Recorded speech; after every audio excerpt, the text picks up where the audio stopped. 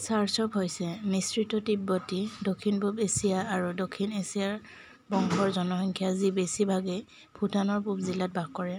1200 পৰা 800 খ্ৰীষ্টপূৰ্বত ভিয়ান-ড্ৰিমে ইংগিত দিছে যে চাৰ্চপছ-মনপাৰ হৈছে ঘনিষ্ঠভাৱে জড়িত আৰু দুয়োজনেই ভূটানৰ খিলঞ্জীয়া তিব্বতীয় জনগোষ্ঠী, প্ৰাক-নাগালপাৰৰ বংশধৰ।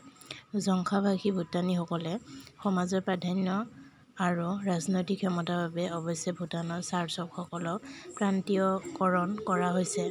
ভূটানৰ সৰ্ববৃহৎ জনগোষ্ঠী হৈছে চাৰ্চপ।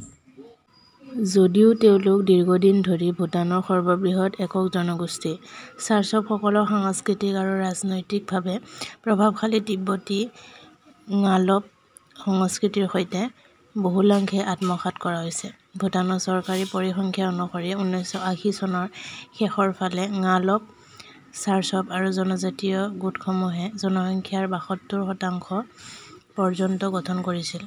1981 চনত লোকপিয়ল দাবী কৰা হৈছিল যে চাৰ্চপ জনসংখ্যা 33% আৰু গুলপছে প্ৰায় 17% প্ৰতিনিধিত্ব কৰে। ৱৰ্ল্ড ফেক্টবুকত অৱশ্যে অনুমান কৰা হৈছে যে ভূটে ঙালপ আৰু চাৰ্চপ জনগোষ্ঠীয়ে একেলগে ভূটানৰ জনসংখ্যাৰ প্ৰায় 50%, অৰ্থাৎ 3,54,200 জন। 3.2 অনুপাতত চাৰ্চপৰ সংখ্যা এতিয়াও ঙালপতকৈ বেছি বুলি ধৰি ল'লে ভূটানত চাৰ্চপৰ মুঠ জনসংখ্যা প্ৰায় 2,12,500 জন। বেছিভাগ চাৰ্চপে তিব্বত-বাৰ্মান ভাষা চাংলা কয়।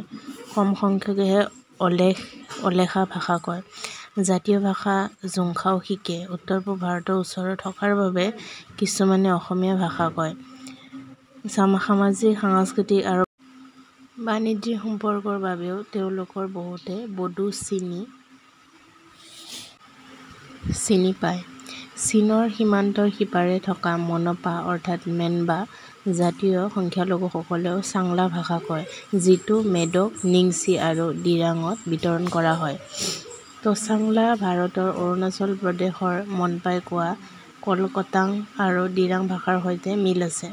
চাৰ্চপ জনগোষ্ঠীয়ে স্লেজ এণ্ড ৱাৰ্ণ আৰু তেচৰী কৃষি কৰে।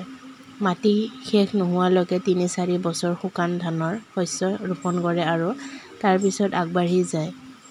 কিন্তু 1969 চনৰ পৰা ভূটানত এই প্ৰথা আনুষ্ঠানিকভাৱে নিষিদ্ধ কৰা হৈছে। বেছিভাগ চাৰ্চপে মাটি আৰু পশুধনৰ উত্তৰাধিকাৰৰ ক্ষেত্ৰত মেট্ৰিলাইনেল ৰেখা অনুসৰণ কৰে।